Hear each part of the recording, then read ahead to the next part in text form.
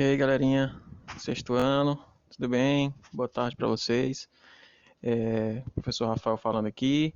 A gente vai seguir nossa aula hoje dessa forma, viu? Não vou mandar vídeo de fora, vai ser o vídeo gravado por mim. A gente vai ver aí como é que faz. Hoje a gente vai utilizar o livro de vocês. A gente vai continuar seguindo os nossos conteúdos anteriores, ok? A partir do livro. Aqui nós estamos na página 34, né? Continuando a partir do que a gente estava vendo nas aulas passadas, né? A gente parou, a última aula de história, se eu não me engano, a gente estava vendo uma linha do tempo relacionada ao ser humano, né? A evolução do ser humano desde a descoberta, né, do primeiro ser humano, a aquela questão de saber quem é, de onde veio o ser humano, né, a evolução até o Homo sapiens sapiens, né? Então hoje a gente vai continuar a partir dessa parte do Homo sapiens sapiens, né, na página 34, vocês acompanhem aí comigo, a gente vai fazendo aqui os questionamentos e apontando algumas questões principais, e vocês vão me dizendo aí nos comentários o que vocês acham mais interessante algum comentário, ok? Então vamos lá. Ó. O Homo sapiens, né? O Homo sapiens, que era cerca de 200 mil anos atrás, teria surgido, né? Como ele fala aqui. Homo sapiens, ou que significa homem inteligente, né? Sapiens significa inteligência, né? Sapienza. Ele produzia ferramentas, né?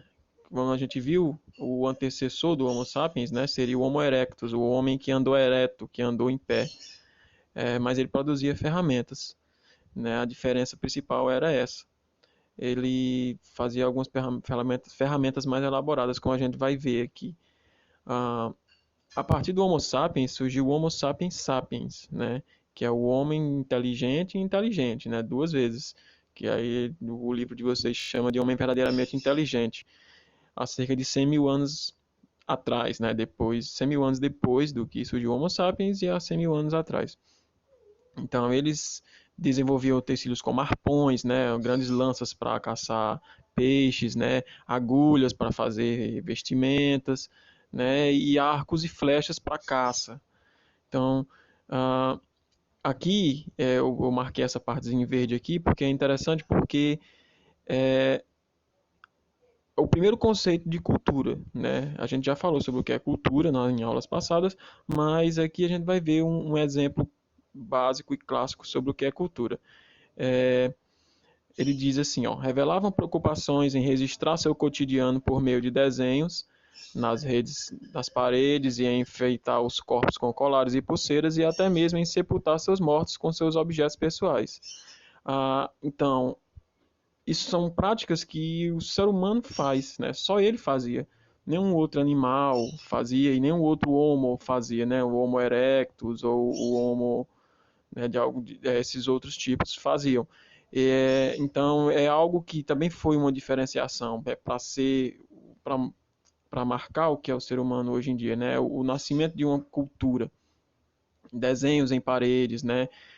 Enfeitar o corpo. Por que fazer isso? Né? Não tem nenhum tipo de vantagem para o ser humano se vestir daquela forma, né? Pintar o seu corpo daquela forma, sepultar os seus mortos. Né? Muito mais vantagem se eles pegassem os corpos das pessoas mortas e colocassem em qualquer lugar longe de onde eles viviam e pronto, mas eles viam alguma vantagem em sepultar aqueles mortos, né? Então isso denomina que eles tinham algum pensamento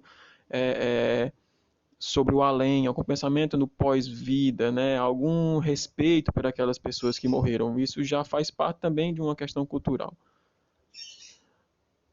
Para alguns estudiosos, esses sepultamentos revelam uma crença em forças sobrenaturais ou divinas e a perspectiva de vida após a morte. Talvez esses nossos antepassados já tivessem também o desejo de compreender suas origens e seu destino como nós. Continuando aqui, ele fala, né, as técnicas desenvolvidas pelos hominídeos, com a utilização de pedras lascadas como instrumentos e a elaboração de ferramentas, armas e enfeites. O sepultamento dos mortos revela o desenvolvimento da cultura humana. diferenciando dos outros animais pela produção da cultura. Então, os animais não fazem isso, né? Por mais evoluído que seja um animal, inteligente que ele seja, ele não tem capacidade de produzir cultura, né? De refletir sobre a sua própria existência, sobre a vida, sobre a morte, sobre o seu cotidiano.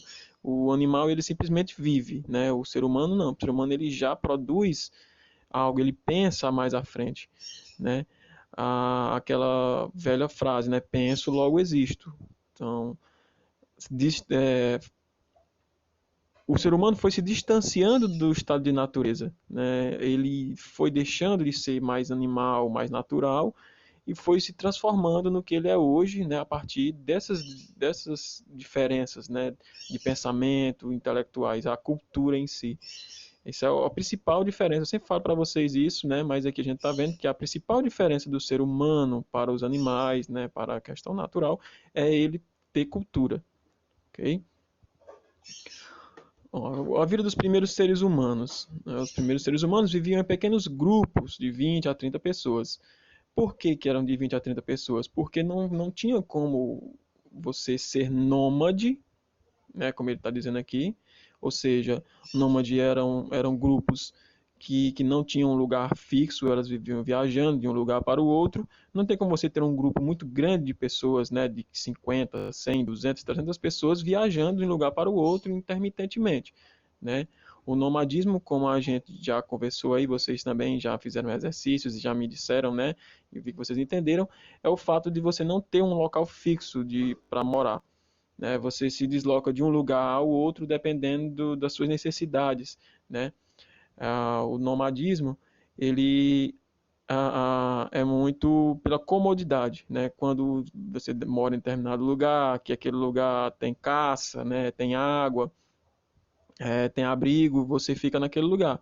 Quando começa a vir um inverno ou uma seca e começa a deixar de ter animais, né? Começa a deixar de ter água, então eles procuravam um lugar melhor e assim eles iam ah, sobrevivendo, né, dessa forma. Então, não tinha como ter grupos grandes de pessoas, né? Então, os grupos eram de 20 a 30 pessoas, não tinha, né, com capacidade dos seres humanos sobreviverem em grupos grandes, né? Ah, o desenvolvimento de lanças, arcos com flechas facilitou a caça de animais. Com essas armas, era possível atingir seus alvos a grandes distâncias. O ser humano agora não precisava mais matar os animais correndo atrás ou com as próprias mãos, né? Ele podia usar ferramentas. É muito interessante a gente entender que a criação das ferramentas foi algo realmente revolucionário para a sobrevivência do ser humano, né? Agora eles poderiam caçar melhor, né? Ter mais comidas e dessa forma sobreviver melhor. Então, isso foi uma característica do Homo sapiens, né? Que ele sobreviveu, né? Ele evoluiu, conseguiu sobreviver e passar adiante, enquanto outros homos, como o Homo neanderthalis, sumiram porque eles se adaptavam, né? Criavam essas ferramentas para sobreviver melhor. Em geral, os homens saíam em busca da caça e da pesca, enquanto as mulheres cuidavam dos filhos e permaneciam nos acampamentos. Aqui a gente já vê um início da formação de papéis sociais, né, para entender mais ou menos por que a mulher até hoje, né, a mulher ainda muitas pessoas veem a mulher como alguém que tem que ficar em casa, cuidar dos filhos, fazer almoço, etc, enquanto o homem tem que sair para trabalhar, para prover a família, né, porque isso já vem, né, de uma criação de um papel social desde essas épocas, né, quando o homem saía para caçar por ter mais força física, mais habilidade motora, e a mulher por muitas vezes, né, ter que parir filhos, cuidar desses filhos, né, ficava nos acampamentos e fazia as tarefas mais corriqueiras. Então, isso também deu mais poder ao homem durante a sua durante a nossa história, né? O poder de caçar, de prover, né? Isso era algo que deu ao homem uma posição social mais favorecida do que a da mulher, né? E isso foi se intensificando cada vez mais. E hoje a gente já tem muitas discussões sobre isso, né? Sobre a igualdade da mulher e do homem em vários papéis e entender que isso aconteceu, né? Que existia essa que essa vantagem que o homem tem em poder mandar na família porque está provendo, isso não faz sentido. Bom, vamos falar um pouquinho sobre a domesticação do fogo, que foi outra coisa muito importante, né, que permitiu que o ser humano evoluísse, né, continuasse vivendo, né. A questão da evolução, como eu falei para vocês, não é só uma questão de melhorar, é uma questão de sobrevivência, né. Você não evolui, você morre. Então, o ser humano, se ele ainda existe até hoje, é porque ele aprendeu, né, com as novas técnicas, novas questões que apareceram na vida dele. Ó, um exemplo aí, o controle do fogo, né? O fogo, né, ele sempre existiu, obviamente. Não é que você descobriu o fogo, oh meu Deus, olha ali o fogo. E chegou num canto de parede e estava lá o fogo escondido. Não, ele sempre existiu. Ele existia nas matas, nas queimadas, ele existia quando caía um raio numa árvore. Então ele estava lá. Porém, o controlar esse fogo é que era outra questão, porque o ser humano não entendia o que era aquilo. Então, quando ele começou a entender e a tentar controlar, ele começou a ter muitas outras vantagens, né? Por exemplo, o fogo pode aquecer as pessoas em noites de frio, né? O fogo pode proteger um grupo de pessoas dos animais. O fogo pode ser usado como arma. É muito importante de entender isso também, que o fogo pode ser contado como arma. E o grupo de pessoas, né, que controlavam o fogo melhor eram pessoas que tinham vantagens, né, em cima de outros grupos. Uh, Inicialmente, o fogo produzido por queimadas naturais ou pela descarga de um raio era mantido em pequenas fogueiras permanentes, ou seja, quando caía um raio, você ia lá, pegava um pedaço de pau, alguma coisa para pegar o fogo, né, e levar e acender uma fogueira na sua caverna onde você morava, e você tinha que manter aquele fogo ali aceso.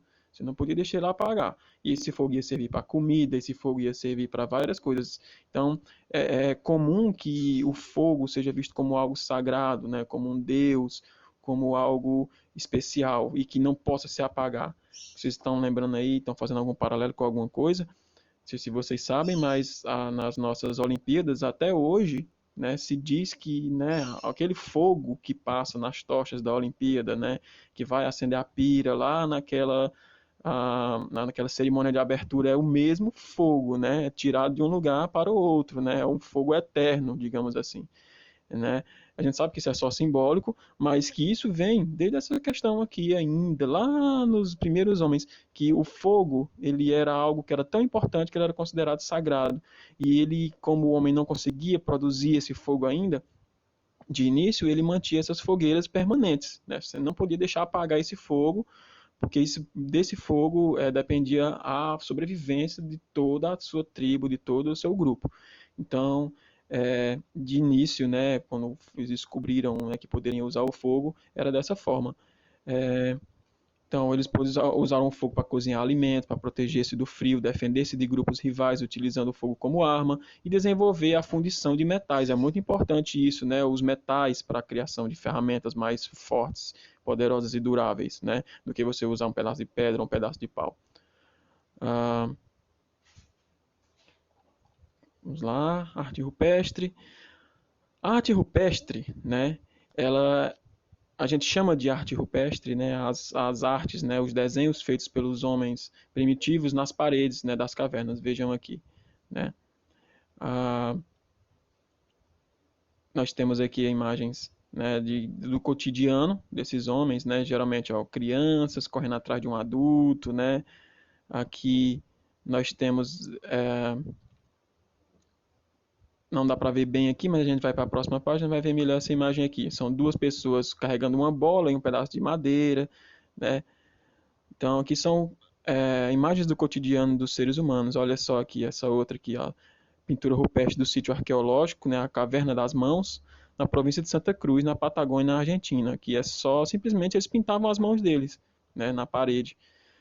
Quem de vocês nunca o professor pediu para vocês fazerem um desenho e vocês simplesmente foram lá e desenhar na própria mão, né? Então, olha como é algo primitivo, né? Como é algo bem da gente fazer isso. Nessa caverna tem vários desenhos de mãos, olha aqui.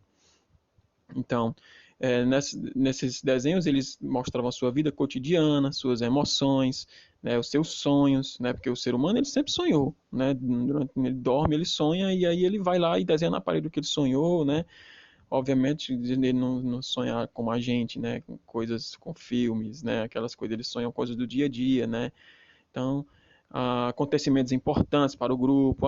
Hoje a gente caçou um javali enorme e vai dar para comer um mês, né? Um mês não dá, né? Mas sei lá, uma semana. Então eles iam lá e desenhavam, né? Esse grande acontecimento que eles conseguiram, né? Matar aquele animal gigante. Então, as pinturas, os desenhos feitos em paredes de cavernas de rochas pelos Homo sapiens a partir dos 40 mil anos são chamados de arte rupestre, ok? Nossos antepassados representavam animais, cenas de caças, rituais e até mesmo cenas da vida familiar. Utilizavam geralmente os dedos como pincel. E aí aqui ele fala sobre o que era, como eram compostas as tintas, né? Como é que eles faziam para pintar isso aí? Eles faziam com ferro, né? Geralmente ferro vermelho, castanho e amarelo, misturado com carvão de ossos queimados, né? Eles misturavam, né, para fazer a cor preta. E para ajudar a misturar tudo isso, eles misturavam gordura ou sangue de animais e aí faziam uma tinta, né, onde eles pudessem pintar. E aí essa tinta até hoje, né, 100, 200 mil anos depois, ainda vemos essa tinta nas nossas paredes. Para terminar, gente, eu quero falar um pouco sobre essa parte na página 36, o Homo Ludens, né? Ele fala que o historiador holandês Johan Huizinga defendeu que, além da denominação do Homo sapiens, seria correto também definir os seres humanos como lúdicos, jogadores, brincalhões, Homo ludens. O ser humano ele sempre teve, né, esse viés de brincar, de esparecer, né, seus problemas e não só viver para produzir coisas, né, para trabalhar. Quando ele tem o seu tempo livre, ele brinca, ele inventa coisas novas, ele inventa jogos, ele inventa regras para brincar esses jogos. Então, isso é muito importante porque assim, numa sociedade como hoje que a gente vive, onde cada dia cobra mais de vocês, que vocês sejam mais adultos, mais cedo, né, que vocês tenham menos tempo para brincar e mais tempo para estudar, é muito importante que vocês entendam que o lúdico, a brincadeira, faz parte do ser humano. Que antigamente, até mesmo os adultos brincavam. Né? A gente viu aquela imagenzinha daquele livro, né? No livro de vocês mesmo tem, mas no outro livro que a gente estava vendo tinha ela mais, né, ampliada, que eram brincadeiras e tinha adultos brincando e tinha várias coisas, né, interessantes ali, porque a brincadeira ela faz parte da cultura do ser humano desde quando ele se entende por ser humano. Então, os jogos, né, estão presentes. Hoje a gente tem jogos, né, de tabuleiro, né, a gente tem jogos de videogame, a gente tem jogos de celular, a gente tem jogos no dia a dia, né, que não precisa de ferramentas. Então, os jogos, né, a brincadeira, o lúdico nunca vai morrer do ser humano, mas quem cobra de vocês que vocês deixem de brincar, que vocês deixem de ser crianças, que vocês deixem de a, de aproveitar a vida de vocês, deixem de vocês serem humanos, né? É a sociedade, né? São essas cobranças no dia a dia. Então, não se sintam culpados por gostarem de brincar, por quererem brincar. Todo mundo tem esse vontade de brincar, de esparecer, de se divertir. Então, cuidado, né, com essas cobranças. Também é um alerta para os pais de vocês, se eles estiverem escutando esse vídeo com vocês aí. Não tolham, né? Não tirem dos filhos de vocês o brincar, né? A vontade de jogar, de produzir, né? Isso é muito importante para o ser humano. Aqui mostra uma figura, né? De duas pessoas numa embarcação, né? Aparentemente lutando, né? Mas obviamente que se estão brincando, né? Pois não são da mesma tribo, né? Então é um jogo, não deixa de ser um jogo. Se envolve vida ou morte, não deixa de ser um jogo também. Vai depender do entendimento de cultura de cada tribo, né? É importante mostrar isso. Aqui, ó, aquela imagem que eu falei para vocês mais acima, né? Você percebe que tem duas pessoas com o bracinho levantado aqui, né? Levantando o pau e uma bola na outra mão, né? Então isso aqui mostra uma cena também de brincadeira, né? Aqui ela é a pintura rupestre no sítio arqueológico do Xique-Xique, né? Aqui no sertão, aqui do nosso Nordeste, né? No Rio Grande do Norte, bem aqui, né? Temos vários sítios arqueológicos aqui perto de nós.